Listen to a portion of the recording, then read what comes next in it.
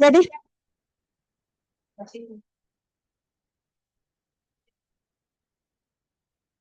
interaksi langsung dan tidak langsung. Langsung atau tidak langsung? Efek biologi itu. Tidak langsung karena dia lewat radiolisis air. 80% badan kita kan air. Jadi pada saat ada si radiasi, dia akan kena air, kemudian terjadi radiolisis menjadi OH-H+. Ya kan? Nah, OH- itu yang radikal bebas. Radikal bebas itu yang nanti akan kena ke selanjutnya. Entah itu nanti sampai yang kromosom atau sampai DNA-nya. DNA sama kromosom. Udah ya? Gitu. Nah, nanti yang banyak di soal itu adalah yang spesifik tadi. Kenapa abrasi kromosom menjadi dosimeter biologi? Yang tadi terjadinya kalau lebih dari 0,2 Gray atau 200 miligray. Terjadi abrasi kromosom. Jadi kalau ada kedaruratan, ada kecelakaan, kalau si TLD sudah mentok di 50 misalnya, atau mentoknya tadi ada yang, sekarang pabrikan sih, tapi di pemahaman yang rata-rata itu 50 milisievert. Kalau udah mentok di situ, itu artinya kita harus lihat cek abrasi kromosom. Kita harus curiga kalau dosisnya lebih dari 50 milisievert. Ya paling dekat yaitu abrasi kromosom karena dia punya kromosom yang namanya disentrik. Itu khas banget kromosom akan berubah menjadi itu. Jadi kecacatan kromosom itu ada nanti translokasi, cincin, disentrik. Disentrik itu yang khas banget akan ada kromosom berbentuk itu jika 0,2 Gray. Makanya bisa dipakai sebagai dosimeter biologi. Kemudian nanti ada catat yang masih di level DNA. Ada single strand break, double strand break. Sama kerusakan basa. Gitu? Itu enggak? Kemarin, nah soal-soal di itu tuh level DNA itu ada single strand break SSB. Kemudian double strand break sama kerusakan basa itu di level DNA. Kalau kromosom tadi cincin, translokasi, disentrik normal. Translokasi itu kan ada ya. Kalau kromosom itu kan ada dua cincin gini kan. Nah gitu kan. Nah translokasi itu menggandengnya pasangannya orang. Jadi seharusnya dia merah-merah gitu, hijau-hijau sama yang sejenis, tapi dia menggandeng yang lain. Itu translokasi. Itu juga satu cacat dari kromosom, tetapi tidak dijadikan untuk abrasi kromosom. Karena dia nggak khas.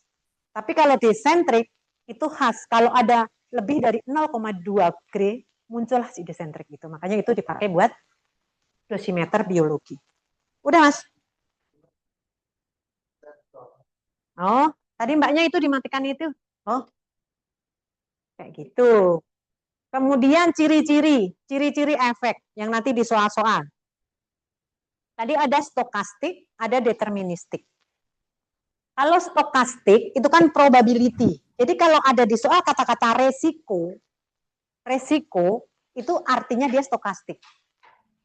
Kemudian selnya, kalau stokastik itu mutasi sel, perubahan sel. Tapi kalau deterministik, selnya mati. Itu. Jadi kalau perubahan, mutasi itu stokastik. Kemudian terjadi pada individu turunan genetik, itu pasti stokatik. Karena deterministik hanya somatik, hanya individu terpapar doang. Kemudian satu lagi kalau tingkat keparahan. Tingkat keparahan bergantung dosis, itu deterministik karena udah parah. Tapi kalau stokastik, probability kejadiannya tergantung dosis. Artinya apa? Dosis semakin besar, probability terjadi efek stokastik juga semakin besar. Tapi belum parah. Nggak parah. Kalau udah parah, ada keparahan itu deterministik. Itu ciri-cirinya. Ada dosis ambang sama tidak dosis ambang. Kemudian terjadinya efek segera sama tunda. Ya kan? Kalau segera yang deterministik. Segera itu yang deterministik. Tetapi ada deterministik yang tunda. Apa? Katarak. Sampai 6 bulan baru terjadi. Ya, 6 bulan baru bisa terjadi katarak. Tapi kalau stokastik semuanya tunda. Pahamin itu. Tuh, apalagi yang efek yang ditanyakan. Biasanya radiolisis air tadi, kemudian definisi dari radikal bebas itu apa? Pada janin. Nah, sekarang kita semakin, jadi kata-katanya tingkat pembelahan tinggi atau proliferasi ya. Pokoknya kecepatan pembelahan tadi. Proliferasi tinggi itu semakin rentan. Kematangan rendah itu janin. Makanya kenapa dia paling sensitif. Karena dia membelahnya cepat sekali itu lebih rentan. Tapi kalau yang kita dewasa itu membelahnya sudah lebih pelan, kematangan sel kita lebih masif. Makanya kita lebih tahan. Jadi tingkat sensitivitas bergantung dari tingkat pembelahan sama kematangan sel atau tingkat pembelahan sel. Itu. Kemudian apa lagi? Efek itu biasanya yang ambang batas yang sering ada itu SRA, sindrom radiasi akut itu 1 Gray, abrasi kromosom itu 0,2 Gray, gonad berapa? Gonad itu sel itu ya, reproduksi. Gonad atau ovarium ya kalau yang perempuan.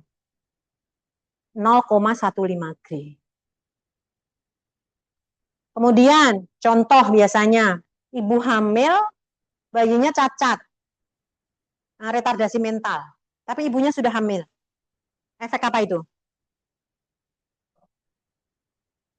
Ibunya sudah hamil, bayinya udah di. Nah itu kalian sering terjebak di situ. Oh ya, makasih. Yang kena bayinya langsung, berarti deterministik. Berarti kapan retardasi mental yang stokastik? Pada saat yang kena sel reproduksi orang tuanya. Gonad atau ovariumnya cacat menghasilkan sperma atau sel telur yang cacat, kemudian pembuahan. Itu baru namanya genetik. Yang kena orang tuanya. Tapi kalau lagi hamil, yang kena bayinya. Berarti deterministik, somatik, deterministik gitu. Somatik itu yang individu yang terkena ya. Genetik turunannya. Gitu. Jadi bedakan, walaupun sama-sama retardasi mental. Tapi kenanya pada saat kapan? Kalau yang kenanya orang tua, kemudian menghasilkan sperma sel telur yang cacat, itu genetik nantinya. Cacatnya karena sel telur dan sperma yang cacat. Tapi kalau bayinya udah ada di sini, berarti somatik. Emang bayinya yang kena. Orang tuanya baik-baik saja. Gitu. Itu apalagi yang efek? Oh, nah linear itu selalu 50% yang mati. Lainnya waktunya.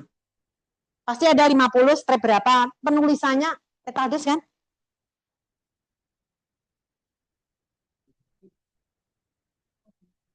Ah, linear energi transfer. Apa ya Pak? Ibu nggak terus itu. Kalau aku kira letaldus. Dosis yang mati itu, yang 50. Allah, ya. Itu dosimetri lah. Tadi lagi ngomong efek. RBA itu radio ya radiological biologi efek itu sama juga WR. Sebutannya suka RBA. Jadi kemampuan radiasi merusak jaringan tadi itu tergantung nilai RBA-nya. RBA, radiological biology effect. Itu kadang-kadang disebut juga dengan faktor bobot radiasi, faktor kualitas radiasi. Kalau linear energy transfer itu tapi nggak pernah ada sih soal-soal yang terkait dengan ke sana ya. Itu yang mempengaruhi aja, mengaruhi dari harusnya kalau ya mungkin itu ditekankan sama pengajar yang kemarin gitu ya. Itu nggak masalah. Itu kaitan dengan yang dosis serap ke dosis ekivalen. Nantinya ke sana. Hal ininya juga si faktor kualitas tadi. Tergantung radiasinya jenisnya apa. Gitu. Gitu ya. Oke, kita lanjut sini lagi. Nanti kalau ada yang perlu dibahas lagi. Kemudian budaya keselamatan. Nah, ini nanti materinya sama Pak Jamal ya, sama Pak Gamal itu akan 3JP sendiri ya. Nanti biar dibahas sama Pak Gamal mengenai ini keselamatan. Cuman yang pasti sekarang sistem manajemen organisasi dan Butkes itu ada di Perka 6 2023. Aturan-aturannya di sana. Kemarin kan SMO sudah ada ya. SMO, kapan kita harus kajian sistem manajemen? Berapa lama? 1 tahun. Tinjauan manajemen 1 tahun. Tinjauan manajemen itu 2 tahun. 1 tahun tinjauan sasaran. Kalau sasaran itu setiap tahun. Hmm? Evaluasi yang mana nih? Tinjauan sistem manajemen intinya pokoknya. Kalau sistem manajemen kan keseluruhan ya. Nanti ada kum dan segala macam. Itu 2 tahun sekali. Nanti munculnya di mana? Di PPKR. Makanya teman-teman itu setiap tahun punya kewajiban untuk ngisi di Balis Infara kan laporan kan. Nah itu nanti perubahan apapun ada di sana. Itu ya, tinjauan sistem. Itu ada di Perkanam 2023. Wah, jelek banget ya ini. Oke, nanti ini di ini Pak Gama saya punya 3 CP sendiri. Kok jelek ya ini kok? Oke, ini nanti soalnya tadi Pak Gama punya 3 CP untuk pelek-pelek budaya keselamatan, jadi Ibu nggak singgung. Singgungnya nanti sore setelah materinya aja. Pemantauan kesehatan ada di sini di Perka 6 2010. Ini aturannya. Jadi di Perka ini sebenarnya implementasi dari PP 29 2008. Di situ kan dulu sumber radiasi itu ada 3 kelompok A, B, C. Jadi kalau A kesehatannya seperti apa, B seperti apa. Tapi kalian sekarang nggak ngacu PP 29 berarti ya udah ikutin aja gitu ya. Jadi yang rutin itu seperti ya kalian sekarang persyaratkan untuk menjadi ujian PPR. Rutin lengkap, urin rutin lengkap, darah rutin lengkap. Jadi nggak ada harus ronsen segala. Tapi kalau rumah sakitmu, institusimu mau nambah cek jantung dan segala macam, oke-oke aja. Karena itu nanti, kenapa sih yang rutin lengkap, darah rutin lengkap, dan urin rutin lengkap? Karena dilihatnya tadi, leukosit, limfosit, itu-itunya yang mengindikasikan ada radiasi. Kalau jantung itu kesehatan secara umum. Jadi kalau radiasi tadi kan, oh iya Bu, untuk ini, itu nggak apa-apa rumah sakit. Tapi yang diminta oleh Bapeten hanya untuk itu tadi, darah rutin lengkap, sama urin rutin lengkap. Gitu, gitu ya. Tapi kalau dulu Batan itu sampai desibelnya pendengaran kita itu untuk keperluan dari pekerjaan. Ya, ada di Perka 6 2010. Kemudian personil. Personil itu ada pemegang izin tadi, ada tenaga medis bidang radiologi, tenaga kesehatan, dan PPR. Itu di RDI, seperti itu. Nanti untuk yang di terapi, untuk kedokteran nuklir, beda-beda lagi personilnya. Dan ini harus muncul di PPKR yang bab 2 tadi, Organisasi Proteksi dan Keselamatan Radiasi di struktur organisasi. Kalau misalnya kamu punya banyak X-ray, kemudian personilnya banyak, ya nggak apa-apa semuanya masuk ke sini. Kemudian nanti di sana kan ada tanggung jawab juga. Nah, di sini ini yang dokter radiologinya. Nih, persyaratannya. Ada dokter gigi, yang banyak itu yang untuk dokter gigi ya. Karena sekarang belum ada radiologi yang gigi katanya, lulusannya.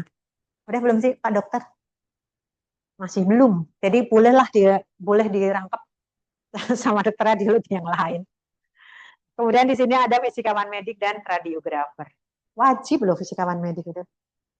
Makanya itu sekarang fisikawan medik laris. Dan fisikawan medik itu jarang sekarang yang universitas langsung muncul fisikawan medik gitu. Hanya di mana Mas? UI ya, UGM tuh sekarang baru mulai-mulai.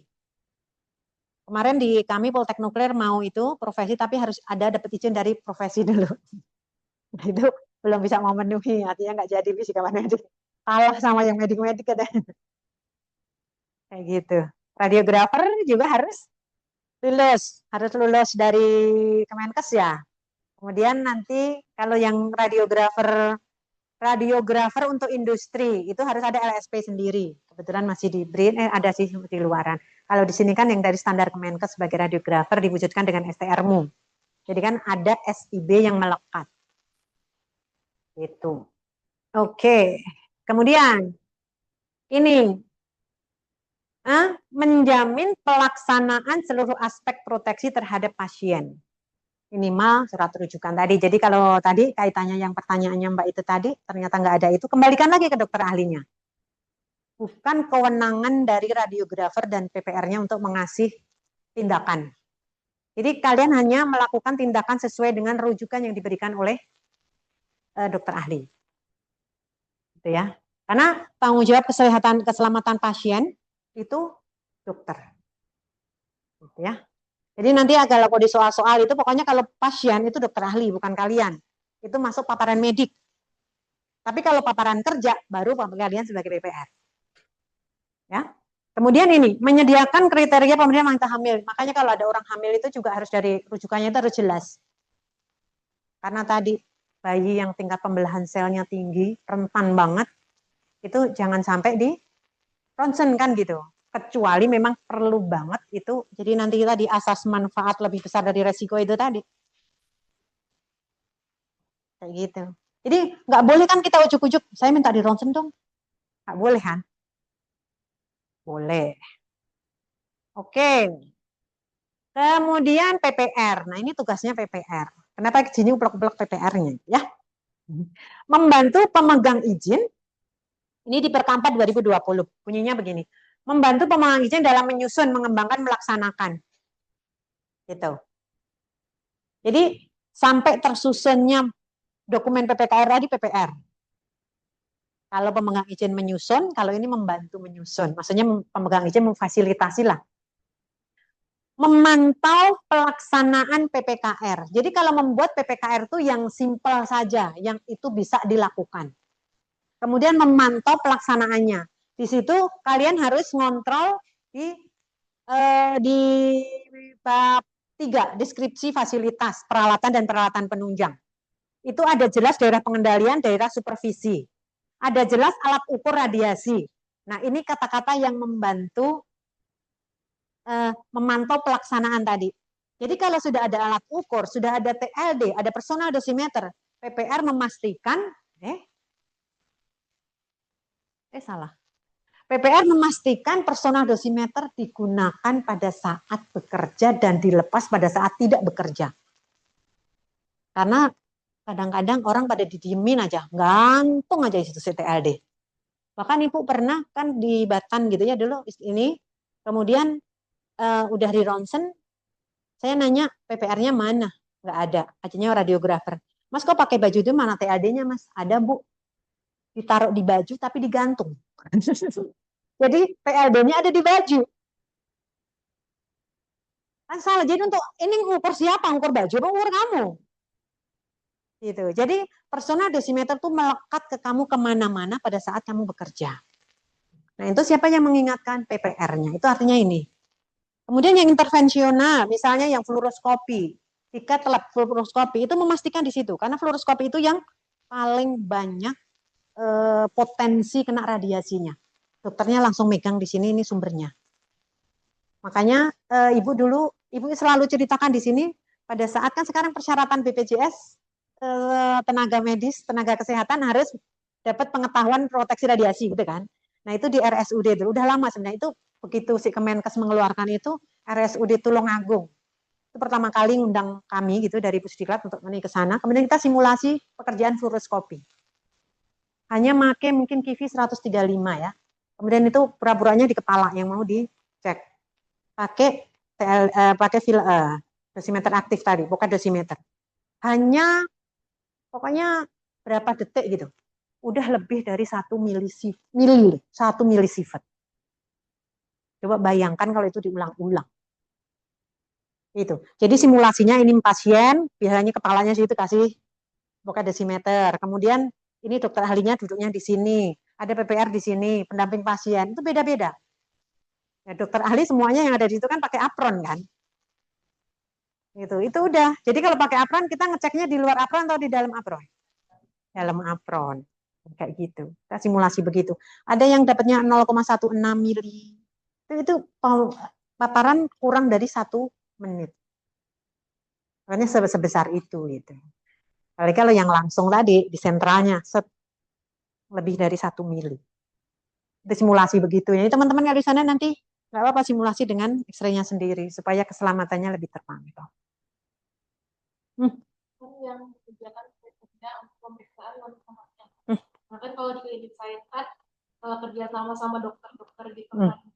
Nah biasanya tuh dokternya tuh masih hamil, pasiennya tuh masih hamil gitu kan, jadi nggak ketahuan juga sama dokternya. Jadi itu dikasih pengantar buat ronsen. Nah itu kan kita konfirmasi kan, ini lagi dalam kondisi hamil atau enggak. Ternyata hamil dan dokternya tuh kayaknya nggak notice kalau dia hamil. Nah itu sebaiknya gimana? Minta pasien ke dokternya dulu. Kan kamu tanya dulu, waktu sama dokter ini kamu bilang nggak kalau kamu hamil? Kalau misalnya dia ternyata nggak bilang, mak bilang dulu ada resiko seperti ini. Nah, kalaupun misalnya akhirnya pasien nggak apa-apa lah ini gitu, berarti itu tanggung pasien, tanggung jawab pasien. Tetapi karena tadi dokter akses gini, kalau kamu mau, kamu mau, boleh konfirmasi ke dokter ahlinya. Tapi kan kadang-kadang riwah tuh. Jadi yang kamu kerjakan kan sesuai surat rujukan. Nah, untuk konfirmasi tanya pasien, kamu waktu itu bilang nggak sama doktermu? Ternyata belum. Terus ada resiko seperti ini. Mbaknya mau bilang dulu, gitu ya. Atau mau langsung tindakan. Kalau tindakan kamu nggak salah. Tapi kalau kamu lebih mau, kamu konfirmasi ke dokternya, lebih baik. Gitu. Tapi kan dokter kadang-kadang subuh ya. Ditanyain kagak ngerti-ngerti gitu. Nah, dokter tuh bilangnya nggak apa-apa dilanjut aja, soalnya kan radiasi yang diterima sama pasiennya kecil. Nah, soalnya tuh pernah tuh kayak gitu. Iya Pak Dokter. Memang, memang nggak ada. Kita tuh kalau udah ada pernyataan itu dari dokter, berarti kan tanggung jawabnya sudah dokter. Yang penting kamu sudah mengingatkan. Karena memang ya, untuk dosis kecil, tadi kan bukan deterministik yang terjadi, tetapi stokastik. Tapi kan kita tahu efeknya gitu ya, kita tahu efeknya. Kalau kamu mau peduli, nggak apa-apa lebih konfirmasi, kemudian ditanyakan lagi sama pasiennya. Ini tuh ada risiko begini. Kalau pasiennya sudah oke ya udah lanjut aja, ya udah lanjut aja. Gitu. Kamu nggak bisa ngekat-ngekat gitu kalau dokter ahlinya bilang oke. Dari pasien, iya ya minta tanda tangan. Jadi kan kamu kan sudah sampaikan ada resiko seperti ini. Ya gini, jadi gini, nanti pernyataannya kamu ngomong sudah disampaikan resiko ini karena tidak ada ini, tapi pasiennya tetap mau, tetap itu tanda tangan. Jadi ada legalnya gitu. Tapi lebih bagus lagi sih memang dikembalikan ke dokter ahlinya. Tapi itu tadi dokter ahli itu kadang-kadang sibuk gitu tadi. Jadi nggak concern juga pasien yang mana juga lupa ya dok. Karena pasiennya kan emang banyak ya. Apalagi yang rumah sakit rujukan, oh pasiennya banyak banget. Pokoknya ada dasar yang kamu pada saat itu nanti jadi dianggapnya apa? Ada tuduhan gitu ya, malpraktek dan segala macam, kamu punya senjata untuk menolak itu. Pasien yang lagi program. Program hamil mah kan program ya masyarakat umum aja, nggak masalah program hamil, kan itu hamil yang diatur. Program hamil tapi sudah hamil. Oke.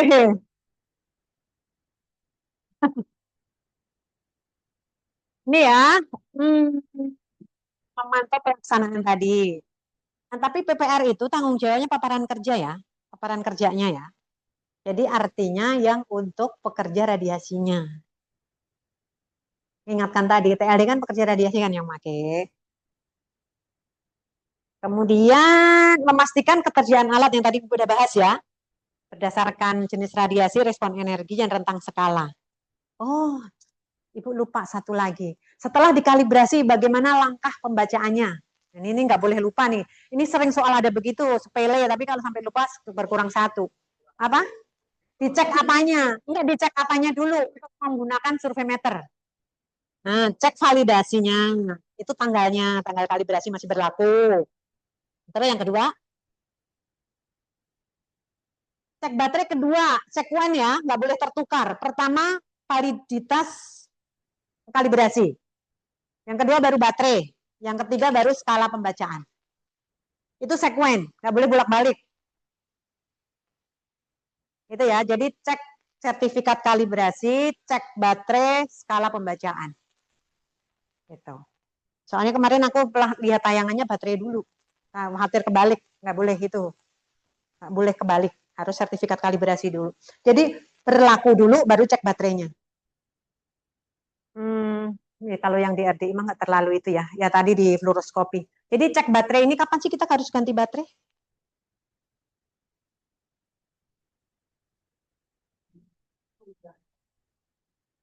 Nah, berapa sampai habis gitu? Nah, nggak sampai habis. Jadi kalau baterai sudah 50%, itu kalau kemana-mana kamu harus bawa baterai pengganti. Kalau baterai sudah 25%, jadi ininya dengan barnya. Biasanya kan ada 4 bar.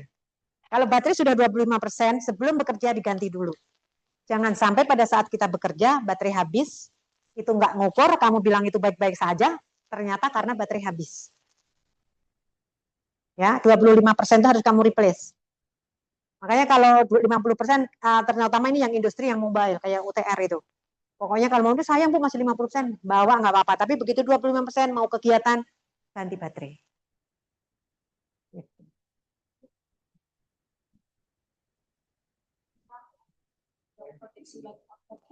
Hmm. Memasukkan ketersediaan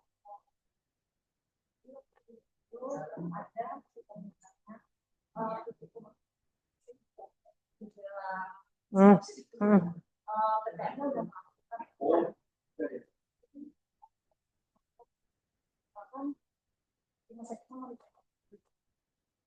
kalau bahan ekspos, makanya gitu dulu, kalian dulu, jadi dibiarkan aja kebocoran kulitnya sampai ruangan terbaik.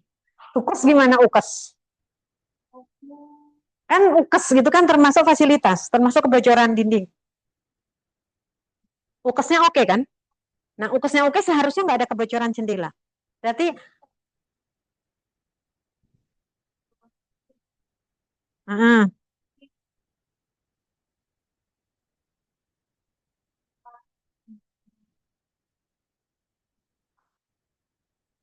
padahal kan nggak boleh sekarang ya. Sekarang kan ada ketentuan tuh. Nanti kalau kita di fitur ruangan, ya.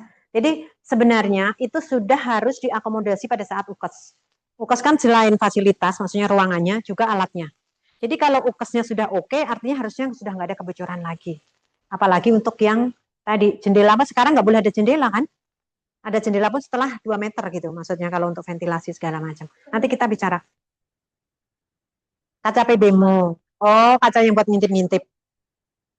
Kalau itu kan tinggal diganti kacanya ya.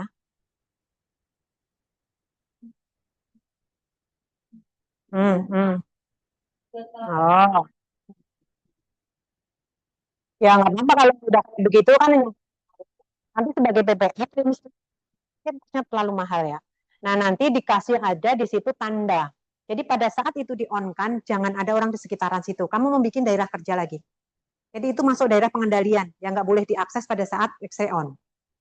Itu kamu batasin lagi, nggak masalah. Yang pasti ada tanda jelas sehingga pada saat operasi orang tidak ada masuk yang di daerah pengendalian selain pasien. Gitu. Soalnya kan kita memaksakan juga kan nggak bisa. Nah, berarti kos tadi masuk duit itu. Gitu ya. Oke. Kemudian memberikan konsultasi. Nah, tadi bahasanya Mbak itu apa tuh maksudnya kepala radiologinya kan lebih senior sehingga kita susah ngasih masukan. Jadi pada saat teman-teman sudah dikasih lisensi sebagai PPR, teman-teman adalah orang yang paling kompeten terhadap keselamatan radiasi. Teman-teman harus memberikan konsultasi, memberikan edukasi. Makanya nanti di supervision manajemen yang pelatihan itu ada minimal 5 tahun sekali, teman-teman tuh harus memberikan edukasi ke pekerja radiasi. Kalau teman-teman merasa belum mampu, boleh memanggil narasumber atau siapapun diintegrasikan dengan pelatihan yang ada. Dan itu buktinya harus sertifikat. Materi ajarnya apa saja. Boleh di-hire PPR-nya, boleh mengundang jasa lembaga pelatihan, boleh mengundang narasumber. Itu sekarang wajib 5 tahun sekali itu ada. Itu semua tenaga medis yang berhubungan dengan sumber radiasi. Itu. Jadi karena kalian dianggap paling kompeten, kalau memang ada salah, negur itu nggak apa-apa. Negur nggak apa-apa. Dan kalau misalnya si dokter-dokter ahli tadi sudah diberikan pelatihan mengenai proteksi radiasi, insya Allah dia akan nerima-nerima saja. Karena dia udah dipahami semuanya. Gitu ya Mbak. Karena bagaimanapun keselamatan si tenaga medisnya tadi adalah tanggung jawabmu. Ini yang paling sulit itu biasanya kadang-kadang di kedokteran nuklir itu. Yang siringnya yang buat nyuntik ke pasien, memasukkan sumber radiasi. Itu susah banget si dokter Hali pakai glove yang untuk radiasi. Jadi karena memang lebih susah, tapi kan mereka lebih aman. Gitu. Ya, berpartisipasi dalam mendesain ruangan radiologi. Nah itu antara kolaborasi antara PPR dengan fisikawan medik. Tadi termasuk yang perbaikan kacamu itu tadi, mendesain ruang itu sesuai dengan aturan. Kemudian mengidentifikasi kebutuhan dan mengorganisasi pelatihan yang tadi Ibu bilang tadi. Di sini pelatihan bukan hanya pelatihan keselamatan. Kalau misalnya di Serasa ada radiografer yang kurang kompeten, ya ditingkatkan, diusulkan. Untuk ditingkatkan apanya yang dirasa kurang. Bukan diusulkan untuk dipecat gitu ya. Ganti-ganti itu, janganlah kasihan. Gitu ya. Tapi itu masukan dari PPR. Tapi kompetensi tanggung jawab pemegang izin. Karena selalu tadi, duit tadi, ya kan? Pelatihan kan butuh uang. Melaporkan kepada pemegang izin setiap kejadian kegagalan. Gitu. Jadi kalau misalnya kira-kira kegagalan yang mengancam keselamatan, ini bypassnya PPR itu untuk keselamatan bisa langsung pemegang izin. Walaupun alatmu ada si radiologi ya, kepala radiologinya. Itu kalau untuk keselamatan kamu nggak usah ngelewatin itu. Langsung ke pemegang izin, decision maker-nya boleh. Tetapi ya untuk adab lah gitu ya permisi gitu. Tapi dia nggak boleh menghalangi. Dia nggak boleh menghalangi. Jadi garis komandonya jelas untuk keselamatan. Kemudian memantau pelaksanaan verifikasi keselamatan. Verifikasi keselamatan ada yang nyinggung belum? Ada berapa? Belum ya? Ibu ya, nanti terakhir. Menyiapkan laporan tertulis mengenai pelaksanaan itu yang 1 tahun sekali lewat balis Infara. LKF, laporan keselamatan fasilitas. Itu nanti PPR itu harus cuma itu. Tuh. Oke, kemudian. Nah, ini pendidikan diklat tadi. Wajib yang tadi Ibu bilang. Aduh, oh salah. Ini 5 tahun sekali, ya, 5 tahun sekali untuk setiap personil. Jadi gitu. Ini inline dengan aturannya BPJS juga. Kalau rumah sakit mau boleh fasilitas BPJS itu tenaga kesehatannya yang terkait dengan itu, termasuk kalau cath lab yang nanti dokter bedah, dokter anestesi dan segala macam, dia harus dapat pelatihan ini. Gitu. 5 tahun sekali. Boleh in-house, artinya kalau in-house itu boleh mengundang langsung dari lembaga pelatihannya, atau tadi boleh dilakukan oleh PPR-nya sendiri. Nanti tinggal keluarin sertifikat yang tanda tangan PPR berikut si pemegang izinnya. Kemudian ini materinya semuanya ada, teman-teman dapat, ya kan? Nggak ada yang nggak dapat, semuanya dapat. Tinggal bisa disampaikan sendiri. Nah, tindakan penyegahnya ini nanti kita bahas di PKD. Ada yang belum dipahami yang ini di antara pelatihan ini?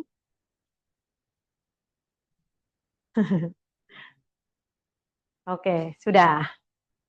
Kemudian rekaman dan laporan. Rekaman dan laporan itu wajib dipelihara tadi apa saja rekaman dan laporan. Ini juga kemarin sudah disampaikan di program proteksi, ya kan? Di bab 5 ya, rekaman dan laporan itu di bab 5. Rekaman apa saja yang harus ada, mana yang harus dilaporkan. Tidak semua rekaman wajib dilaporkan. Ya. Data inventarisasi si sumber, kalau ada penggantian dan segala macam, termasuk logbook perawatan itu. Itu harus ada rekamannya. Jadi tugas PPR di sini apa? Memastikan logbook itu terisi, tersedia dan terisi. Tetapi siapa yang menyiapkan logbook? Fisikawan medik, operator.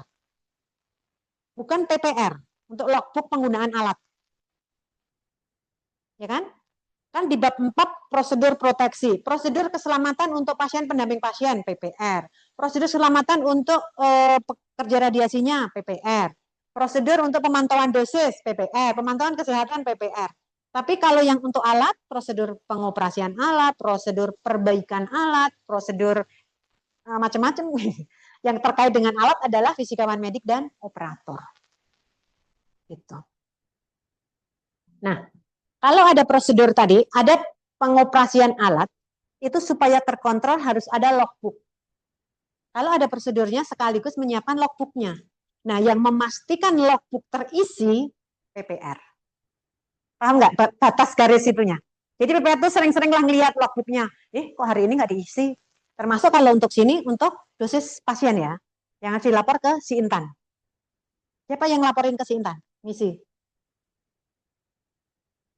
Sistem informasi yang Bapeten, yang untuk dosis pasien. Siapa? Bukan.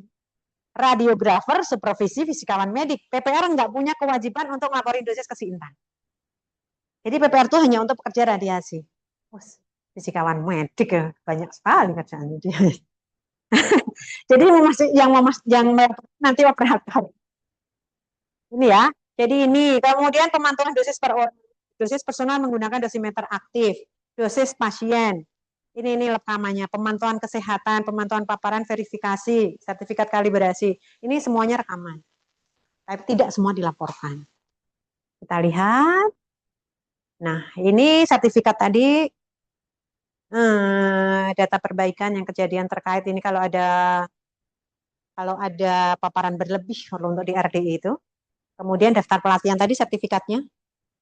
Sertifikatnya itu nanti buktinya harus diupload di Balis Infara tadi. Yang memastikan kalau personil yang terkait dengan situ memang sudah dapat awareness mengenai proteksi radiasi.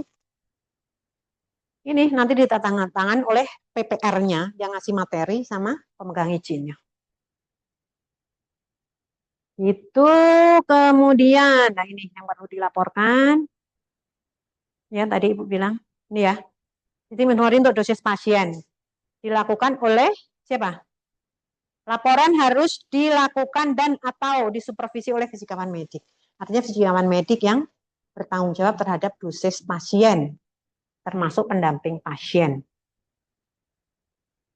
Ini yang Ibu bilang tadi. Ya. Ini laporan program proteksi, nanti kita bahas. Kita masih manajemen aja ya. Kelamaan Ibu kayaknya. Oke, nanti kalau kurang waktunya ditambahin di akhir ya. Oke, laporannya. Kemudian, nah, persyaratan manajemen selesai. Ada pertanyaan?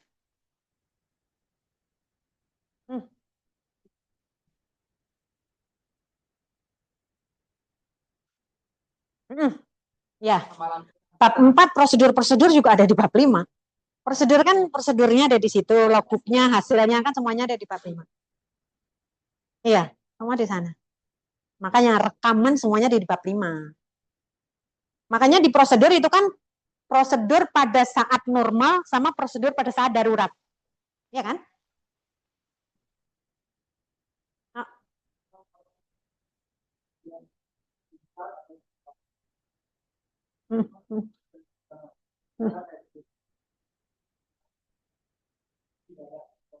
Harus kalah. Wajib. Itu tadi ya Mas. Makanya dia ngerangkap 10 klinik nggak apa-apa. Maksudnya ngerangkapnya itu tetapi secara jarak bisa dilakukan gitu. Sekarang ada. Makanya nanti di kendali mutu, yang persyaratan teknis itu ada. Itu yang harus melakukan fisikawan. Ya sebelumnya nggak ada, tapi sekarang wajib ada. Tetapi di aturan harus ada. Di aturan harus ada. Tetapi kebijakan itu selalu ada. Makanya kemarin harus pas Bapeten tuh nanya kebijakannya gimana. Kadang-kadang kalau kamu cuma punya satu X-ray yang untuk gigi tok gitu ya, itu biasanya dia ya udahlah nggak pakai fisikawan medik nggak apa-apa. Jadi kebijakan itu ada. Melihat resiko dari peralatan yang dipunyai. Tapi kalau ibu menyampaikan aturan harus ada fisikawan medik. Kalau izinnya dia udah enggak, jadi daripada saat kamu mengajukan izin, pada saat kamu mengajukan izin di situ tidak terstate fisikawan medik dan izinmu udah artinya sudah dikasih kebijakan tanpa fisikawan medik sudah Jadi selama izinmu sudah jalan, udah jalan aja. Nah itu kebijakan yang diberikan oleh Bapeten. Jadi Bu kalau kebijakan kan subjektif banget tergantung siapa evaluatornya. Gitu. Jadi kalau udah baik-baik saja, izinnya sudah keluar ya udah. Tapi kalau nanti ternyata harus punya fisikawan medik, hubungin dia.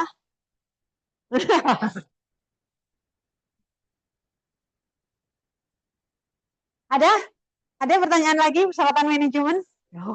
Udah sampai setengah 12 baru persyaratan manajemen, tapi Ibu review banyak-banyak ya. Oke, sekarang persyaratan proteksi radiasi itu ada prinsip proteksi radiasi yang JOL, ada paparan kerja ada paparan kerja dan ada paparan medik. Ini nanti kita bahas, mungkin kemarin sudah dibahas, nanti tinggal review gitu aja, tadi juga udah dibahas. Ini paparan kerja tuh untuk tenaga medis, tenaga kesehatan, paparan medik untuk pasien dan pendamping pasien. Ya. Oke, justifikasi ini Ibu mohon maaf salah, seharusnya optimisasinya di tengah sekarang. JOL bukan JELO. Jadi berdasarkan PP 45 2023. Itu sekarang justifikasi dulu, optimisasi baru limitasi. Jadi kalau optimisasinya sudah oke, ALARA, pasti limitasinya tidak akan terlewati. Itu filosofinya. Itu mengikuti IEA, International Atomic Energy Agency, yang internasional udah seperti itu. Tapi Bapeten baru tahun 2023 mengikuti aturan internasional. Bapeten dulu JOL. Kenapa kita harus ngikutin si Bapeten gitu? Beda sama internasional. Karena kita tinggal di Indonesia. Aturan yang ada di Indonesia yang kita ikuti. Tapi alhamdulillah dengan PP 45 2023 sekarang sudah sama dengan internasional. Justifikasi, optimisasi, dan limitasi. Ya. Kemudian ini justifikasi baik untuk medik dan Ibu jelasinnya langsung dua-duanya ya. Jadi untuk medik dan paparan kerja, manfaat lebih besar dari resiko. Nah itu nanti di latar belakang kajian dosis di PPKR untuk yang paparan kerjanya. Paparan medik berupa surat rujukan yang diberikan oleh dokter ahli. Jadi para radiografer tanpa surat rujukan tidak boleh mengekspos pasien. Tuh intinya gitu. Karena kajian tadi si dokter ahli tadi itu memang perlu. Ini manfaatnya lebih besar daripada resiko radiasi yang dikenain oleh pasien. Oke, kemudian ini NBD tadi juga udah kita bahas ya. NBD dalam waktu tertentu 1 tahun. Waktu tertentunya itu 1 tahun. NBD tanpa efek berarti. Ya iyalah. Tadi yang paling rentan tubuh kita dengan radiasi apa sih? Bukan. Sel pembentuk darah. Makanya kanker yang paling banyak terjadi adalah leukemia. Dia itu sel pembentuk darah yang tulang belakang sini. Itu dia mungkin WT-nya sama dengan payudara. Tetapi boleh jadiannya itu lebih banyak, waktunya lebih cepat sih sel pembentuk darah. Makanya kalau orang kanker yang kena radiasi ini leukemia, pasti leukemia dulu. Bukan pasti sih, lebih banyak, lebih banyak. Gitu. Jadi ini ya 1 tahun tertentu tanpa efek berarti yang menetapkan Bapeten untuk pekerja radiasi dan masyarakat umum. Di sini dosis efektif rata sebesar 20 milisievert tadi. Kemudian untuk mata 20 milisievert juga. Ini kenapa dibedakan? Awalnya karena 50. Tapi mulai tahun 2021 udah jadi 50, tetapi peraturannya masih Perkampa 2013 kan. Jadi masih ngikutin sana. Masih dibedakan, cuman jumlahnya yang berubah sama ini sebenarnya. Kemudian untuk kulit 500. Makanya fluoroskopi itu selain untuk TLD ring yang untuk mata juga untuk kulit. Karena dia langsung begini. Gitu. Kalau teman-teman kan hanya TLD 1 seluruh badan. Tapi kalau fluoroskopi dia harus punya TLD yang untuk mata, yang lensa mata sama untuk kulit. Gitu. Kemudian masyarakat umum 1 milisievert per tahun 15 dan 150. Gitu ya. Untuk kulitnya gede. Kenapa ini khusus untuk kulit? Kan tadi untuk fluoroskopi tadi karena beneran dia ke sini. Batasannya dengan TLD ring yang di sini untuk ukur kulitnya. Mata pakai yang di sini, yang di lensa mata. Pakai kayak bandu gitu. Ya, udah kita bahas ya ini ya. Jadi ini tidak termasuk dosis yang berasal dari enggak ada. Tidak termasuk dosis yang berasal dari paparan kerja dan paparan medik. Jadi ingat-ingat di sini boleh dalam 1 tahun tertentu 50 milisievert. Tapi 4 tahun berikutnya harus 50 juga. Tadi udah kita bahas ya. Ini ada yang belum memahami ini karena soal kupluk dari sini agak banyak. Ada yang mau ditanyakan? Mas? Udah? Paham? Paham? Mbak Mirda bisa mengikuti? Mbak? Bisa? Oke. Kemudian, ini ALARA tadi. Optimisasi. As low as reasonably achievable. Jadi serendah mungkin ya. Serendah mungkin tetapi bisa dicapai dengan mempertimbangkan faktor ekonomi dan sosial. Tadi juga udah Ibu bahas ya. Jadi kalau misalnya untuk paparan kerja, tergantung dari kajiannya. Penetapan pembatas dosis. Oh iya. Penetapan pembatas dosis yang baru. Karena kemarin pertanyaan Bapeten itu terus. Saya dipesenin sama Pak Dino untuk menyampaikan ngitung pembatas dosis jika itu baru. Oh, ada di sini dulu ya. Oke, Alara dulu, anu pas itunya. Ah, ini NBD, ini masih limitasi. Nah, apa sih?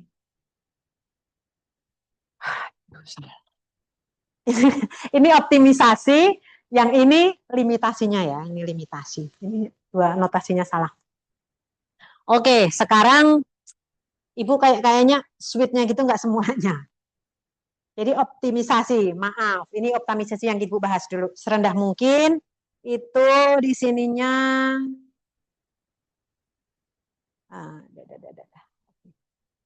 kalau Ibu bahas limitasi dulu, nggak bingung ya?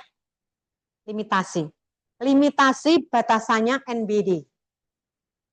NBD supaya tidak terlampaui NBD-nya, ada 6 hal ini yang harus dilakukan. Pertama, pembagian daerah kerja. Pemantauan dosis. Pemantauan paparan. Pemantauan pembagian daerah kerja itu ada supervisi pengendalian. Supervisi itu yang mana? Tadi daerah proses, daerah baca film, kemudian ruang operator. Nah, ciri-cirinya apa?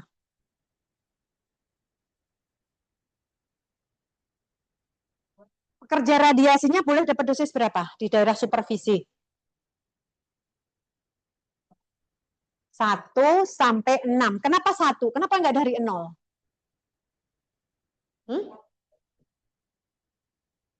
Pasti ada radiasi. Kalau 0,5? Kenapa harus 1? Karena 1 milisievert miliknya masyarakat umum. Jadi kalau pekerja radiasi itu harus di atas 1. Hitung-hitungnya.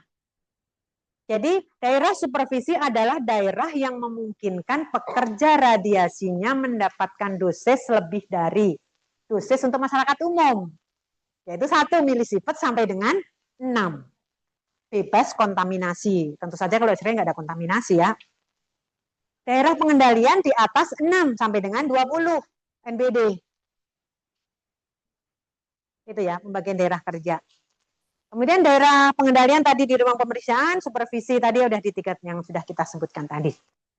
Kemudian pemantauan pendapat dosis tadi juga sudah diulang-ulang, ada pakai dosimeter itu untuk pendamping pasien sebenarnya terutamanya. Pakai dosimeter itu untuk pendamping pasien. Hah? Konvensional tuh kadang-kadang nggak ada pendamping pasien ya. Jarang kan? Sebenarnya itu memang untuk yang fluoroskopi yang banyak harus pendamping pasien itu. Tapi sekarang konvensional pun harus punya. Jadi kalau misalnya bayi lah, kalau bayi kan harus digendong. Nah kayak gitu-gitu. Harusnya. Emang nggak ada. Nah itu tadi mungkin kalau yang akhirnya kebijakan dikasih izin nggak perlu, ya udah. Tapi kalau di sini kan harus ada paling tidak minimal 1 dosimeter aktif. Nah, ini tadi yang Ibu ingatkan kembali, kalian kalau udah jadi PPR, tolong semua ketentuan penyimpanan dan segala macamnya diikuti. Satu orang harus punya 2 TLD. Satu instansi minimal punya 2 DLT kontrol. Ya kan? Yang satu stay di tempat penyimpanan, yang satu lagi ngikut pada saat dievaluasi. Hanya tadi fungsinya mereduksi radiasi yang berasal dari alam.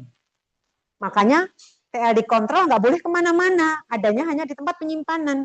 Nah, supaya valid, TLD-mu pada saat tidak digunakan harus taruh di tempat penyimpanan. Jangan di laci, jangan di tas, tiba pulang.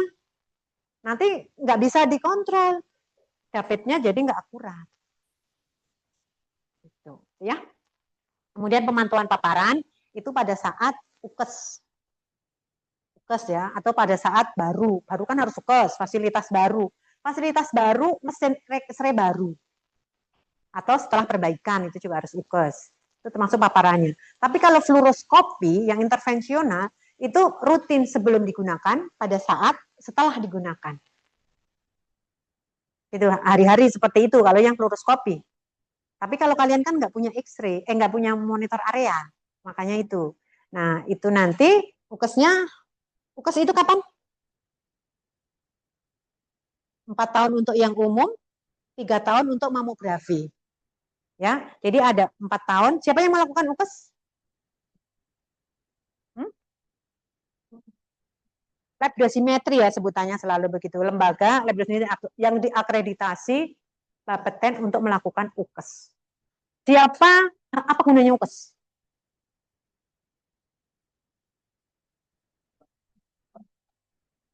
Ya, memastikan outputnya sesuai dengan alat, ya kan? Maksudnya keandalan alat kan?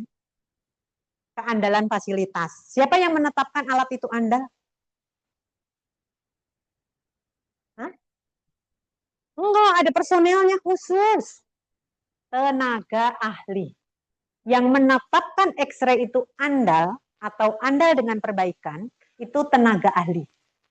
Nah, tenaga ahli ini boleh dipunyai oleh lab UKES saat ini. Tapi kalau lab UKES belum punya tenaga ahli, boleh pakai tenaga ahli yang dipunyai Bapeten. Jadi, lab UKES hanya punya tadi, siapa yang melakukan UKES? Penguji berkualifikasi. Tadi, PB tadi. Nah, penguji berkualifikasi tenaga ahli harus tersertifikasi oleh Bapeten. Nah, kalau lab UKES paling tidak punya penguji berkualifikasi. Kalau tenaga ahli boleh nebeng di Bapeten. Tapi sekarang kalau sebelum Perka 4 2020, UKES Perka berapa? Aturan UKES 2 2018 disempurnakan dengan 2 2022. Jadi ada 2. Itu ketentuannya 2 2022 itu persyaratan untuk menjadi tenaga ahli tadi. Dari pendidikan yang berapa kayak gitu. Gitu. Jadi yang menetapkan X-ray andal dengan perbaikan itu tenaga ahli, yang melakukan uji itu penguji berkualifikasi. Semuanya harus punya lisensi dari Bapeten. Makanya ada pelatihannya begitu. Ya. Oke, kemudian menyusun prosedur. Ini juga sudah ada kemarin karena udah PPR tadi ya. Jadi prosedur seperti di bab 4 di bab 4 PPKR, prosedur kondisi normal. Bab 4 itu isinya tadi penetapan pembatas dosis. Wah, itu mau ngajarin pembatas dosis jadi lupa lagi. Penetapan pembatas dosis. Prosedur untuk normal. Prosedur pada kondisi normal itu ada 2 kan? Prosedur untuk alat, prosedur untuk orang. Orangnya untuk pasien, pendamping pasien, pekerja radiasi. Jadi prosedur proteksi keselamatan radiasi untuk pasien, proteksi keselamatan radiasi untuk pendamping pasien, proteksi radiasi untuk personil. Nanti itu isinya pemantauan kesehatan sama pemakaian dosis.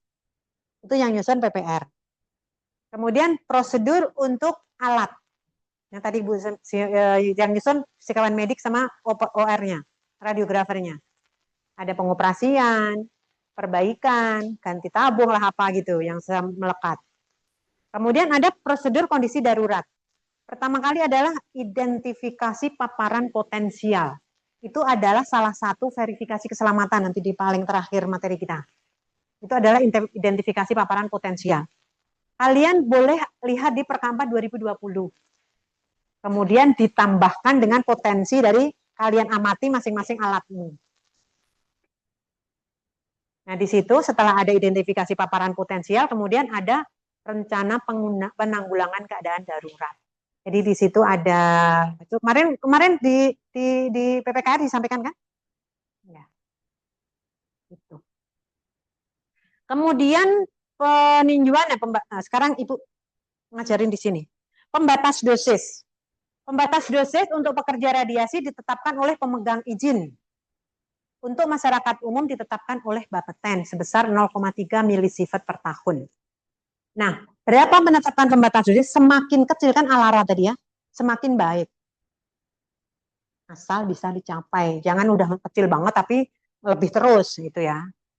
Karena kalau yang kita batasin itu kecil, kita akan lebih hati-hati untuk bekerja.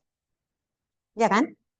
Nah, pada saat dia sudah running, tentu saja kita hanya melihat evaluasi dosis 1 tahun berjalan. Itu 1 tahun sebelumnya. Kemudian yang berjalan, kemudian rencana kerja tahun depan. Misalnya, oh mau nambah X-ray lagi, mau ekspansi apa, orangnya nggak nambah, berarti pembatas dosis bisa dinaikkan. Pembatas dosis bisa perbarui setiap tahun. Gitu. Nah, itu kalau yang alat yang sudah running. Dan yang pasti ketentuannya harus di bawah NBD. Kalau baru gimana menetapkannya? Iya, begitu. Setengah NBD dari mana? Iya, kenapa setengah dari NBD? Justifikasinya apa? Jadi kalau baru, setengah NBD, ya kita harus lihat beban kerja dulu, kemudian permissible dose pada saat kita desain ruang pesawat sinar X. Nah, pada saat desain ruang pesawat sinar X, ada permissible dose dosis yang diizinkan. Itu setengah NBD. Jadi kalau untuk misalnya gini, ruangannya simpel aja ya. Ini misalnya, gimana tuh? Ini ruang operator. Ini ruang pemeriksaan gitu ya. Kemudian di sini koridor. Di sini taman misalnya. Gitu ya. Ini nanti kan kita mempertimbangkan ini peruntukan. Peruntukan samping-samping ruangan. Berarti kalau ini berarti ini untuk pekerja radiasi kan? Ya, nggak ada warna-warni. Ini untuk ruang operator kan untuk pekerja radiasi, ini masyarakat umum gitu kan? Ini juga MU. Ini pekerja radiasi. Ini X-ray-nya lah sumbernya. Jadi daerah pengendalian kan di sini. Pada saat desain di sini, ini kan berhubungan dengan pekerja radiasi. Berarti di sini laju dosisnya nanti harus berapapun sehingga pada saat 1 tahun itu menjadi 10 milisievert. Jadi kalau di sini maksimum dosisnya 10 milisievert. Yang di sini ya, milisievert. Tapi kalau yang di sini karena ini untuk masyarakat umum koridor tadi, yang di sini setelah dinding ini itu harus setengah dari ya 0,5, setengah dari 1, 0,5 milisievert. Yang di sini 0,5 milisievert. Ini setengah NBD-nya begitu. Kemudian tadi kamu mau bilangnya tadi ya udah setengah NBD itu asumsi jam kerja. Untuk bisa menetapkan berapa laju dosisnya, kita harus tahu beban kerjanya.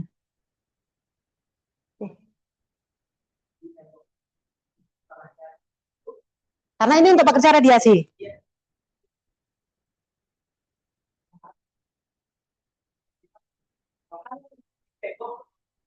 Oh, oh iya iya salah di sini. Nah, di balik tembok yang untuk pekerja radiasi. Untuk kita ngukurnya di dalam tembok, Raisa. Di sini, di sini. Ini di sini. Mepet temboknya. Gitu. Gitu ya. Nah, untuk berapa laju dosisnya kita ngitung beban kerja. Beban kerjanya kita buat ekstrim. Misalnya 1 hari itu berapa pasien? Ekstrim, yang paling oke. Sehari 200. Ini Ibu pengen itu ya. Notasinya biasanya W, ngomongnya beban kerja. Beban kerja. Beban kerja, W nanti notasinya biasanya. 200 pasien per hari. Kemudian dikalikan seminggu kerja berapa hari? 6 deh. Ya, 6 hari per minggu.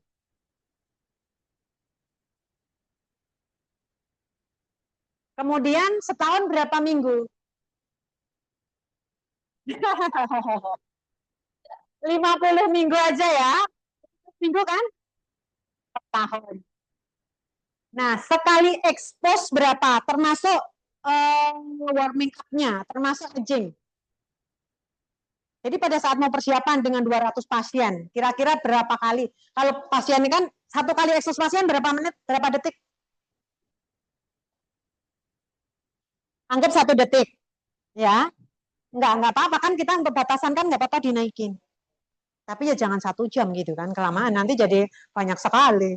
Anggap 1 detik, berarti ini dikalikan 1 detik, ya kan?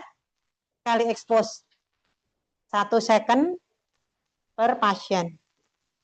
Jadi totalnya berapa nih? Aduh, Ibu nggak. Oh, nggak ada yang merah ya. Ini ngitung beban kerja tuh seperti ini. Nanti kita totalnya, ini kan detek ya.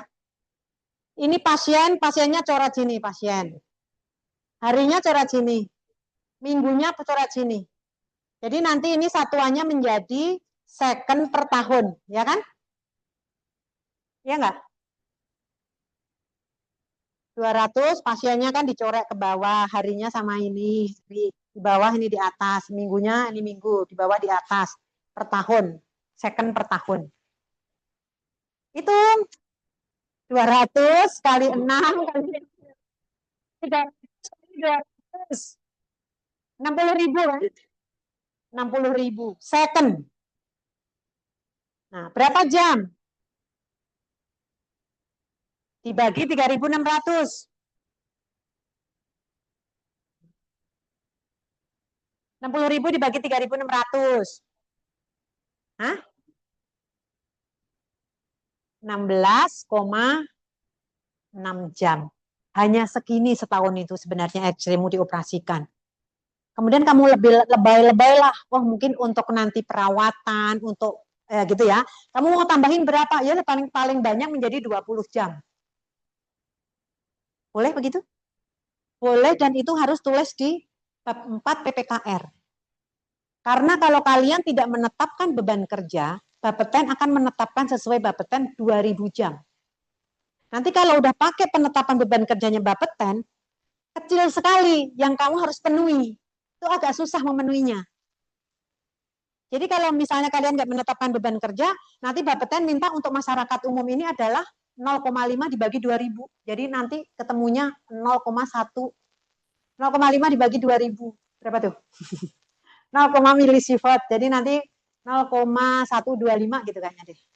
Ya kan? Oh, 0,25. Enggak, ini langsung mikrosievert. Segini. Itu sama dengan laju dosis latar belakang. Kalian susah memenuhi. Walaupun sudah dipakai shielding muter 2 PB, 2 mili. Tapi kalau kamu bisa, oh saya hanya segini, ini bisa lebih tinggi. Boleh. Dan itu boleh. Tapi rata-rata teman-teman nggak mau ngitung yang beban kerja gini. Anggap aja lah 1.000 jam. Supaya gampang tadi. Itu tadi alasannya kenapa langsung, yo bagi 10, karena nganggapnya setahun 1.000 jam. Dan itu masih besar sebenarnya. Jadi kalau misalnya mau ngitung 1.000 jam, berarti di dinding ini adalah 0,5 mikrosievert per jam. Di sini 10 mikrosievert per jam. Kan gitu kan? Boleh nggak? Boleh. Tetapi maksud ibu, kalian menetapkan gitu tahu alasannya. Kalau kamu tahu beban kerjanya, kamu bisa pakai yang gede. Jadi nggak masalah. Pada saat Bapeten mau kamu mau fasilitas konstruksi, itu terutama yang fisikawan medik nih kerjaannya. Gitu. Paham ya? Tapi kalau ini 20 misalnya ya, kita anggap kita dekatin dengan 20 jam per tahun. Berarti berapa laju dosisnya? Untuk daerah yang pekerja radiasi gitu ya, sama dengan 10 dibagi berapa? 20. Ini 10 milisievert. Ya deh, milisievert. Kemudian dikali 20 jam per tahun. Ini per tahun per tahun. Jadi menjadi berapa? 0,5 milisievert per jam gitu kan? Paham nggak sih? Kenapa ini meta di sini ya? Eh, wih. Berarti untuk daerah pekerja radiasi gitu ya. Kalau Ibu ngomong daerah pekerja radiasi, berarti kalau yang di sini tadi ruang operator ya. Karena pernah singgung itu, daerah untuk PR. Kan batasannya tadi berapa? 10 milisievert. 10.000 mikrosievert. Daerah PR-nya. Kemudian jumlah beban kerjanya, W-nya 20 jam. Berarti haknya berarti berapa? 10.000.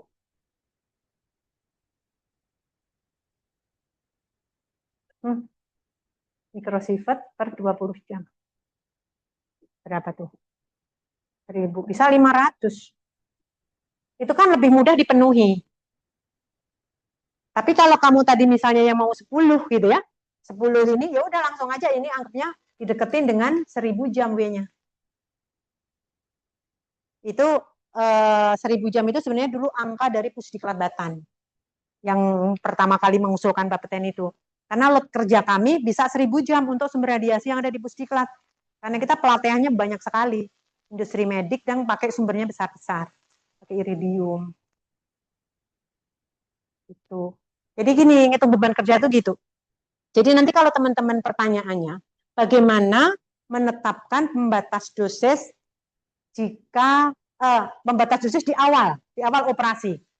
Maksudnya belum operasi, kamu belum punya data evaluasi dosis 1 tahun yang sebelumnya. Memperhatikan pembatas dosis, memperhatikan permissible dose yang setengah NBD tadi, desain, dan beban kerja dari X-ray yang akan kita gunakan. Pasti tadi nanyanya, coba ngitung beban kerjanya kayak apa? Tergantung jumlah pasien.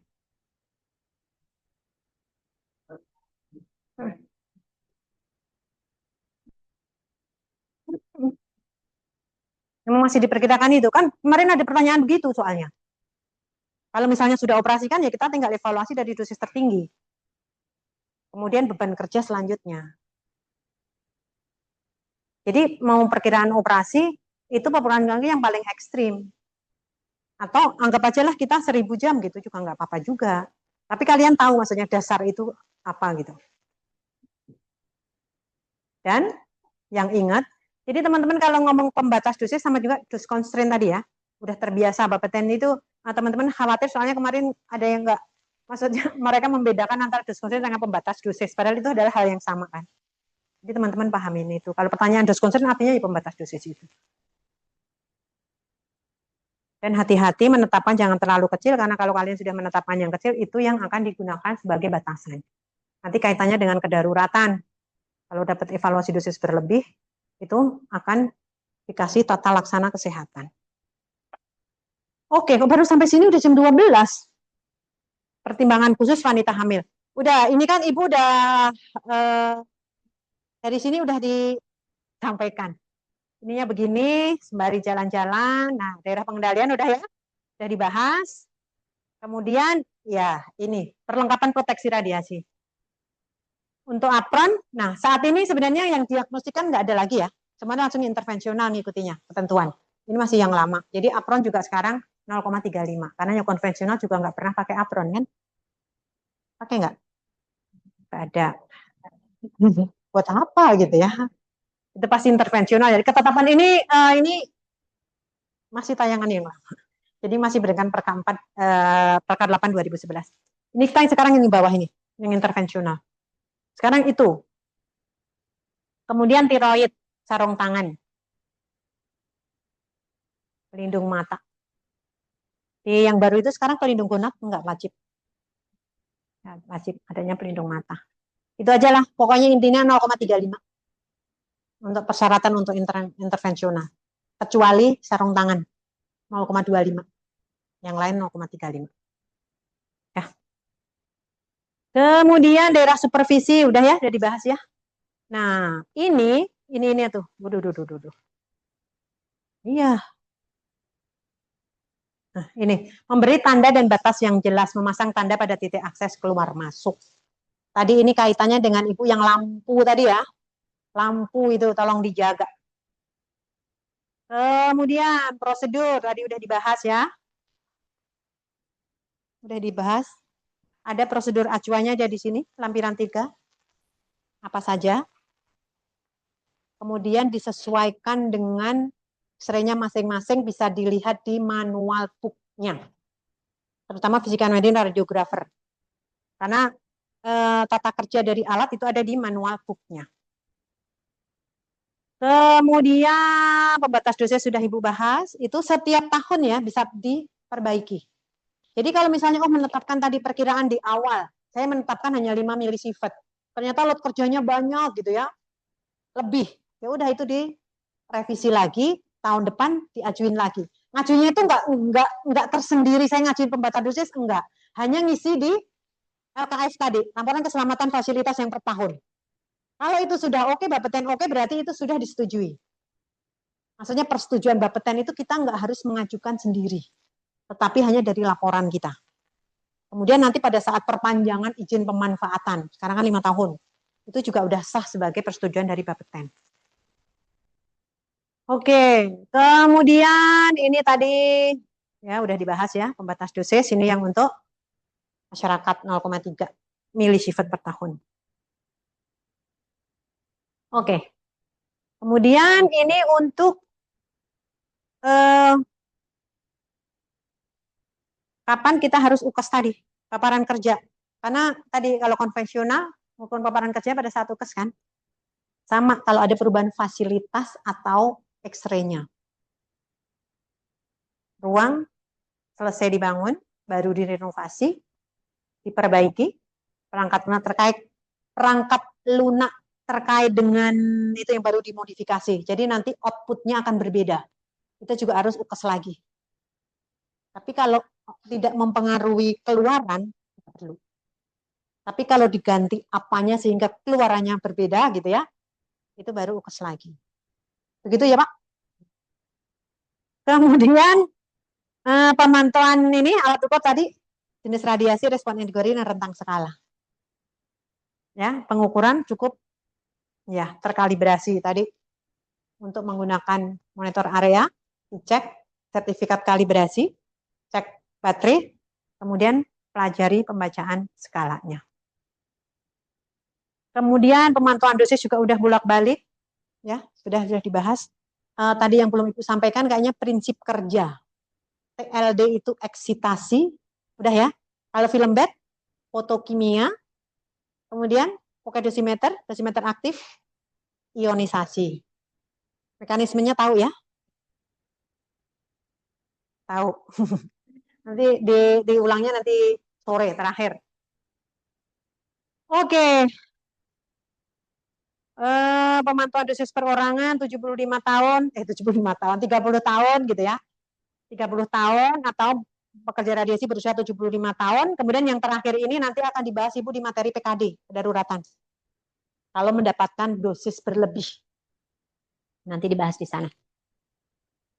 Kemudian pertimbangan khusus wanita hamil, tadi sudah disampaikan juga karena ada bayi, makanya untuk masyarakat umum. Jadi teman-teman pekerja radiasi yang perempuan, yang wanita kalau hamil tetap boleh bekerja, tetapi batasannya jadi batasan untuk masyarakat umum karena ada bayi yang ada di perutnya. Kemudian paparan medik itu ada justifikasi sama optimisasi ya, tanpa limitasi. Kemarin sudah dibahas juga. Ini berlaku untuk pasien dan pendamping pasien. Ya. Ya, pokoknya itu tadi. Untuk keselamatan kerja, dokter ahli memberikan itu. Kemudian, kan untuk yang optimisasinya untuk pasien udah oke kan? Udah nggak usah bingung-bingung lagi. Jadi dokter ahli memberikan rujukan kamu dikasih treatment dengan X-ray kalau manfaat lebih besar dari resiko, terus saja dengan indikasi klinik dan lain-lain. Yang perlu di sini adalah yang pendamping pasien. Mana? Oh, tingkat panduan dosis, jangan lupa ya. Tingkat panduan dosis. Untuk diagnosa itu tingkat panduan dosis. Sesimpel itu, Ibu. Ini Ibu, tayangan Ibu masih banyakan. Tingkat panduan dosis, kemudian diterjemahkan di dalam SOP yang nempel di alat. Ya, tingkat panduan dosis tapi utamanya. Kemudian itu manfaat resiko mamografi ada ketentuan begini, tetapi nggak pernah ada soal yang terkait ini. Mamografi itu hanya 3 tahun itunya. Jadi sampai yang detail ke batasan usia ini tidak pernah ada soal-soal yang seperti itu. Tetapi nanti kalian sebagai operator ini akan tercermin, akan menjadi pertimbangan pada saat di SOP. Ini untuk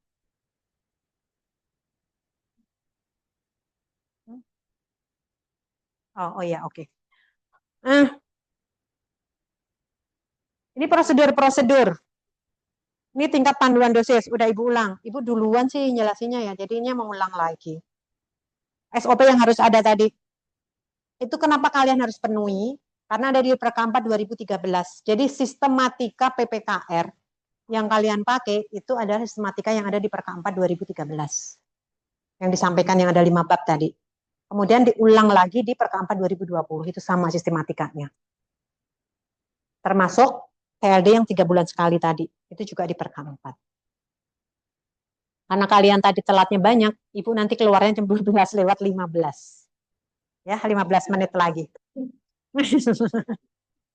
Oke, gitu ya. Kemudian tingkat panduan. Jadi ini Pak fisikawan medik dan radiografer, tolong dilihat ini 11 12 itu tadi 11 12 ya, ternyata 12 11. Ini acuannya untuk yang tingkat panduan dosis. Dan ada di lampiran Perka 3. Lampiran 3 Perka 4 2020. Ini ada kayak gini-gini. Nah, di kondisi-kondisi ini soal-soalnya yang terkait dengan ada loh. Soal dengan expose dengan X-ray tertinggi, faktor expose tertinggi. Itu apa? Nanti diurutin. Itu. Apa sih lumban gitu-gitu? Enggak, satu lagi. Ya, yang di sini nih. Ini soal ini nih. Ini kan 2 nih. Enggak, ini nih, ya kan? Nanti diurutin. Dan itu cuman dari Ibu udah mungkin lebih dari 25 tahun gitu ya. Di pelajaran-pelajaran ini soal itu hanya satu urutan. Oh, nanti yang kalau yang paling tinggi kan ini. Ya kan? Itu.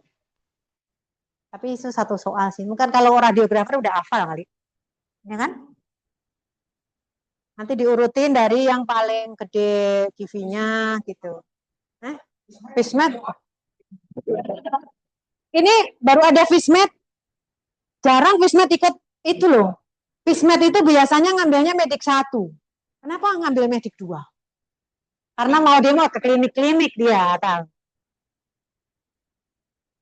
Itu ya. Intinya untuk tingkat panduan dosis, jangan lupa teman-teman, itu adalah optimisasi untuk pasien. Ya. Kemudian pendamping pasien. Berapa? Optimisasi untuk pendamping pasien. Berapa yang didapat? Boleh dapatnya berapa? 5 milisievert. Kalau teman-teman mungkin masih di sini kan 2 dulu ya. Sekarang 5 milisievert dalam satu periode pemeriksaan. Nah, pendamping pasien itu harus dikasih edukasi mengenai proteksi dan keselamatan radiasi. Dipastikan umurnya harus ngikutin ini. Umurnya 18 tahun minimal, tidak dalam keadaan hamil. Kemudian perawatan protektif tadi, apron dan lain-lainnya tadi yang diperlukan. Kemudian dikasih edukasi. Jangan ucek-ucek untuk itu doang. Tapi di rumah sakit kan banyak pendamping pasiennya dari perawat onkologi ya. Ada yang punya pengalaman itu perawat onkologi yang hari-hari tugasnya mendampingi pasien. Tapi dia nggak dianggap menjadi pekerja radiasi, kan kasihan. Jadi kan kalau nanti ada PPR yang tahu ternyata perawat onkologi selalu mendampingi pasien, tolong itu diajukan sebagai pekerja radiasi. Biar bukan hanya TBA-nya aja, tapi dipantau kesehatan dan dipantau dosisnya. Biar mendapatkan TBR juga.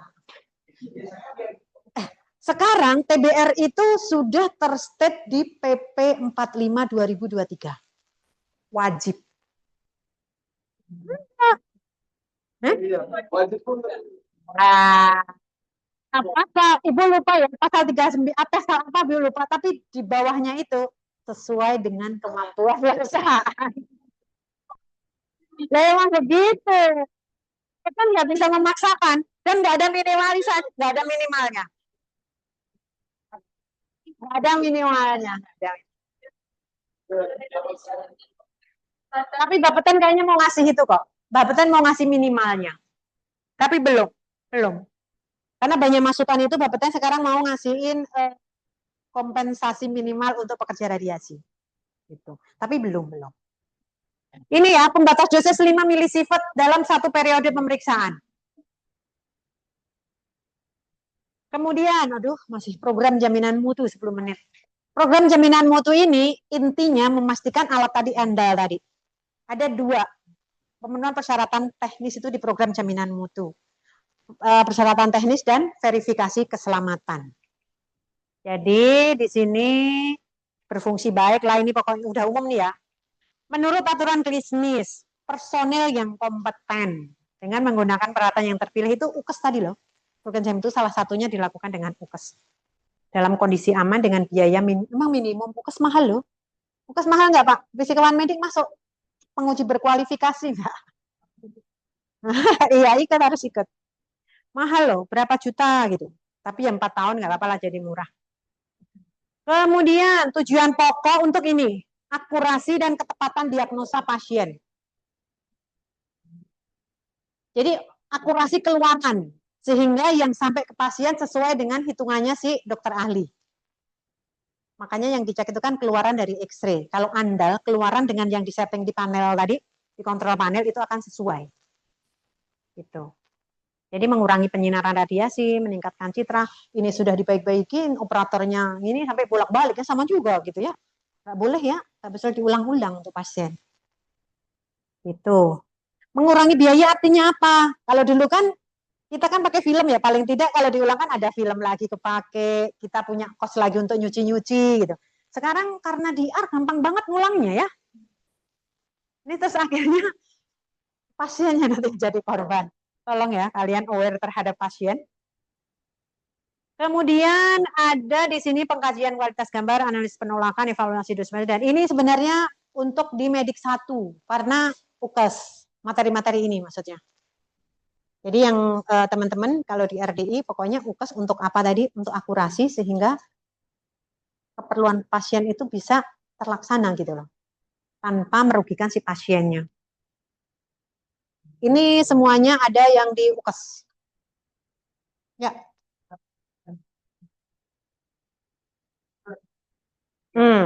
Sekarang Medik 2, Medik 1 masih ada. Tapi yang namanya nanti ada sublingkup. Sublingkup pelatihannya mau menjadi PPR apa. Kalau dulu Medik 2, 3 itu kan ada PPR yang RDI, kemudian sekarang ditambahin lagi untuk pengalihan, untuk ekspor impor. Jadi kalau supplier itu tuh harus punya PPR Medik 2 yang sublingkupnya pengalihan, ekspor impor. Tetapi kalau teman-teman ini Medik 2-nya nanti yang untuk RDI, untuk operasional. Kalau kalian mau ekspor impor, kalau kalian mau urus izin sumbernya sendiri, boleh. Nggak perlu ngambil PPR yang pengalihan dan ekspor impor. Kalau untuk dirinya sendiri, paham nggak? Tapi kalau supplier kan pengalihannya untuk rumah sakit lain, impor untuk rumah sakit lain. Makanya dia harus punya PPR Medik 2 yang ekspor impor yang yang pengalihan. Kemudian lingkup Medik 1 tetap. Jadi nanti di Medik itu ada terapi, kedokteran nuklir, ada kalau yang terapi di sana karena kedokteran nuklir ada penyimpanan sumber, ada ekspor impor, ada pengalihan, kayak gitu. Emang Pak? Ada. Medik 1? Oh enggak, jadi enggak, karena nantinya ranah. Tetapi perba 3 itu masih ngacunya Medik 1, Medik 2, Medik 1, Medik 2, Medik 3. Jadi itu tetap dipertahankan. Kami LPK tuh yang dapat Medik 2 boleh mengajukan sublingkup kayak gini. Pengoperasian RDI, kemudian ekspor impor, pengalihan. Yang Medik 1, kalau kita awalnya punya Medik 1, kita nggak boleh RDI. Tapi harus sih kedokteran nuklir, terapi gitu. Nah, makanya PPR Perba 4 2024 itu sudah perkegiatan. Nantinya akan begitu. Nantinya, karena Perba 3-nya masih muncul Medik 1, Medik 2, makanya sekarang dipertahankan seperti itu dulu. Medik 2, RDI gitu, penguranian RDI. Karena nanti nggak inline dengan peraturan perizinan yang ada di Perba 3 2021. Tapi ke depan kalau itunya sudah kan sedang diamandemen tuh Perba 3-nya. Kalau mungkin di amandemen sekaligus langsung perkegiatan. Dan teman-teman boleh punya lebih dari satu sertifikat kompetensi. Jadi misalnya sekarang RDI, kemudian nanti di rumah sakitnya mau ada kedokteran nuklir, ambil, boleh. Tetapi izin bekerja diterbitkan hanya untuk satu. Jadi pada saat RDI kamu punya izin bekerja, yang lain hanya tidur. Maksudnya punya sertifikat kompetensinya. Dan untuk mendapatkan sertifikat kompetensi, kalian harus lulus ujian lisensi Bapeten dan bayar sesuai dengan itu. Sekarang RDI 950, tambah lagi kedokteran nuklir 950, gitu. Pelatihannya juga sesuai lagi. Jadi boleh lebih dari satu, tetapi yang berlaku hanya satu. Kalau nanti mau pakai yang kedokteran nuklir gitu ya, ya udah yang ininya otomatis dimatikan.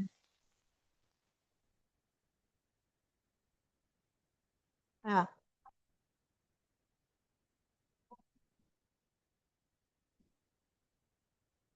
iya, medik 1, nanti kamu ngambil sublingkup atau kompetensi apa? Ada kedokteran nuklir? Hmm? Enggak, sekarang nggak boleh. Kalau dulu kan boleh, sekarang nggak boleh. Bahkan industri 1 dulu ada 13, sekarang cuma 1. Kalau mau itu ya harus 3 kali ujian.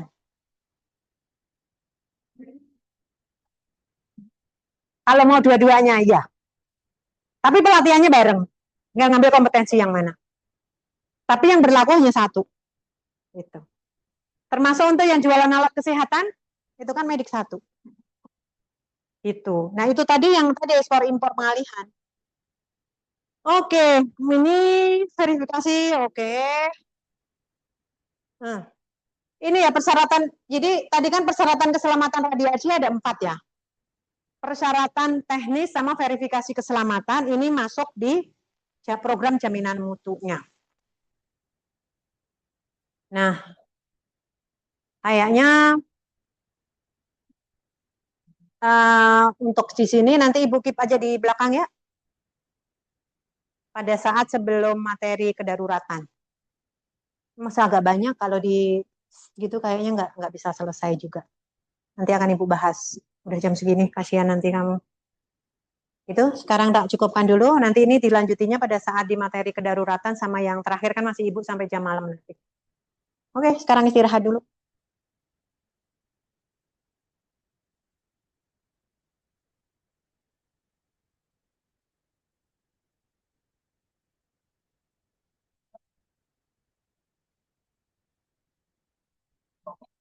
Kalau PB itu boleh ngambil PPN tingkat 1 Apa tuh? Kalau PB ngambil Boleh, oh boleh jadi PPN boleh aja. Di berkualifikasi boleh rangkap apapun. boleh juga PPN.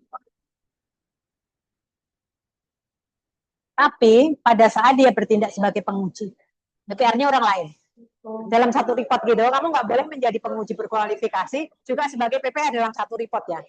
Masa kamu nggak masih diri kamu sendiri?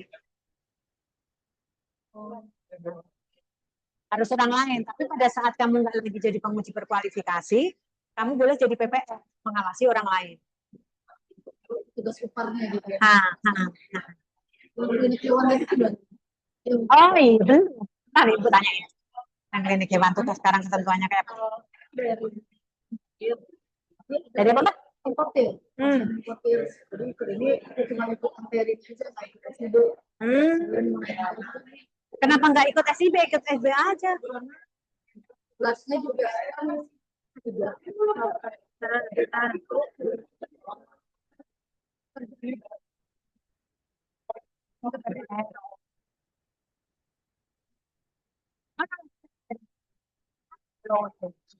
Ah,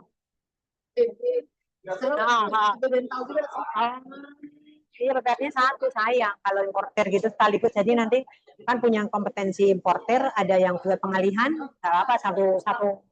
Maksudnya pekerjaan di dalam satu institusi itu nggak apa-apa. Untuk di perizinan Bapak nggak apa ya? Karena kenapa sih? Jadi kamu lebih pesen aja ke PPR-nya yang importer aja. Nanti kalau printer yang pengalihan itu kan ngurus izin-izinnya itu. Itu kalau misalnya kebijakan sekarang masih itu soalnya baru implementasi sih. Jadi